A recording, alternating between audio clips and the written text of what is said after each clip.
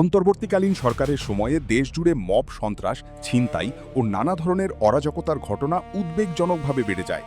আইন শৃঙ্খলা বাহিনীর দুর্বল উপস্থিতি ও সমন্বয়হীনতার সুযোগে অপরাধীরা সক্রিয় হয়ে ওঠে।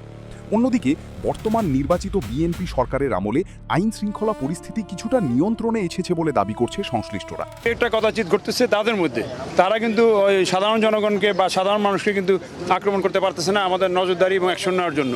এবং শীর্ষ সন্ত্রাসী তেমন নেই, যারা আছে তারা আগের শীর্ষ সন্ত্রাসী সহযোগী বা ওই রকম শাস্তি যাচ্ছে। আমাদের মনিটরিং, অবজারভেশন এবং ব্যবস্থা সবই নেওয়া হইতেছে এবং হালনাগাদ করা হচ্ছে।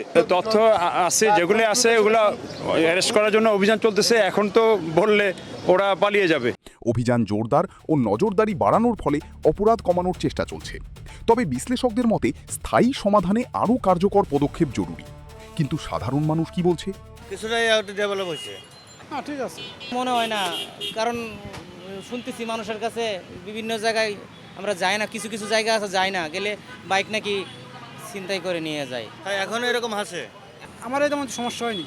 আর একটু স্ট্রং হওয়া দরকার, একটু সচেতন হওয়া দরকার প্রশাসন, ঠিক আছে। আর চিন্তা এখনো বেশি, আর একটু শক্ত করা দরকার। না না, আইন শৃঙ্খলা বাহিনী যদি একটু স্ট্রং হয় তাহলে তো জনগণের ভালো হবে। কিছু কিছু জায়গা আছে, এগুলি জায়গা যাইতে আমাদের ভয় লাগে। বাড়া কয় ঠিক আছে, কিন্তু যাইতে পারি না। এই যেমন মোহাম্মদপুরের দিকে, ওই বেরিবাদের দিকে, এদিকে আমরা যাই না। আমাদের একটা ভয় থাকে যে গেলে গাড়ির যদি মাইরা দেয়, আটকায় রাখা দেয়, এটা ভয় লাগে। পুলিশ বাড়ানো তো ভালো, পুলিশ বাড়ালে যে ছিনতাইকারী এগুলো কমে যাবে। অনেক জায়গা আছে এগুলিতে পুলিশ নাই, এসব জায়গাতে পুলিশ দেওয়া দরকার, যেন ছিনতাইটা যেন না হয়। সরকার যেন, এটা আমি বলি যেন সরকার যেন আপনার এদিকে যেন একটু সচেতন হয়, একটু যেন মালামালের জন্য হেফাজতের জন্য একটু দায়িত্ব বেশি নেই।